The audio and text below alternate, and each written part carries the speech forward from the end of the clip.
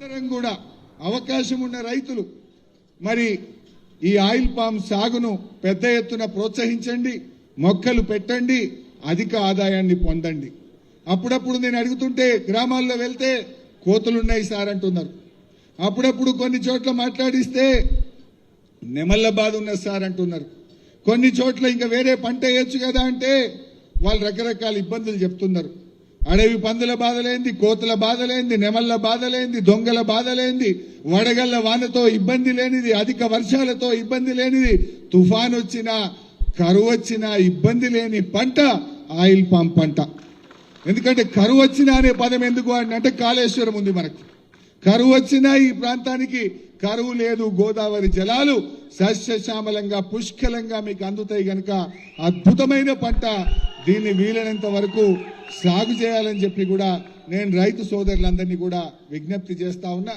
ముఖ్యంగా తుమ్మల గారితో కూడా నాదొక మనవి. మేము ఆ 2021 జూన్ 5వ తేదీన మొదటి మొక్క పెట్టినప్పటి నుంచి 2023 డిసెంబర్ 7 మా ప్రభుత్వం దిగిపోయే వరకు 12,000 ఎకరాల్లో పంట పెట్టించాను. బట్ ఈ 3 నెలల్లో కేవలం 2,000 ఎకరాలు మాత్రమే యాడ్ అయింది.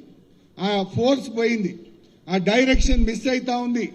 అధికారులు నేను మా కలెక్టర్లకు, పాత కలెక్టర్ ఇప్పుడున్న కలెక్టర్ కూడా ఎప్పుడు గుర్తు చేస్తూనే ఉంటాను, ప్రోత్సహించండి ప్రోత్సహించండి అని చెప్తున్నా. కానీ ఎంతైనా మేము ప్రతిపక్షమైనాం. ప్రభుత్వంలో ఉన్న మీరు మంత్లీ రివ్యూ తీసుకుంటే గాని, చీఫ్ సెక్రటరీ రివ్యూ తీసుకుంటే గాని రైతులకు ప్రోత్సాహం ఇస్తే తప్ప పెరగట్లేదు. ఈ 3 నెలల్లో మా జిల్లాలో పెరిగింది 2,000 ఎకరాలు మాత్రమే. ఎక్కడో మళ్ళీ ఆ లింక్ మిస్ అయింది, ఆ సీరియస్నెస్ మిస్ అవుతా ఉంది.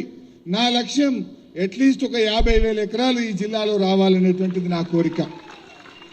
వాస్తవానికి ఈరోజు తెలంగాణ రాష్ట్రంలో ఖమ్మం జిల్లా తర్వాత ఇవాళ అత్యధిక ఆయిల్ పామ్ సాగు ఎక్కడ జరుగుతుందంటే అది సిద్దిపేట జిల్లాలో జరుగుతూ ఉంది. ఇది ఇంకా పెరగాలి. ఇంత పెద్ద ఫ్యాక్టరీ కట్టినందుకు, కాళేశ్వరం జలాలు తెచ్చినందుకు నా రైతుకు ఆదాయం వచ్చినప్పుడే దానికి ఒక అర్థం, పరమార్థం. గదే వరి పెడితే, గదే మనము సన్ఫ్లవరో మొక్కజొన్న పెట్టుకుంటే 50,000 60,000 మిగులుతున్నాయి. కానీ 1,50,000 మిగిలే విధంగా, ఎకరాన 2 లక్షలు మిగిలే విధంగా నా రైతుకు మేలైతే నా జన్మకు సార్థకత.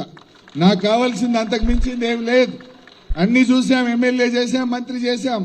కానీ రైతుల కళ్ళల్లో ఆనందం కావాలి. సత్తుపల్లిలో తుమ్మల గారి గ్రామంలో ఏ బంగ్లాలు, ఏ కార్లు అయితే రైతుల ముందు, ఇళ్ల ముందు చూశానో అది నేను బతికుండంగా నా ప్రాంత రైతుల ఇండ్ల ముందు చూడాలన్నదే నా కోరిక. అంతకు మించిన కోరిక ఏం లేదు.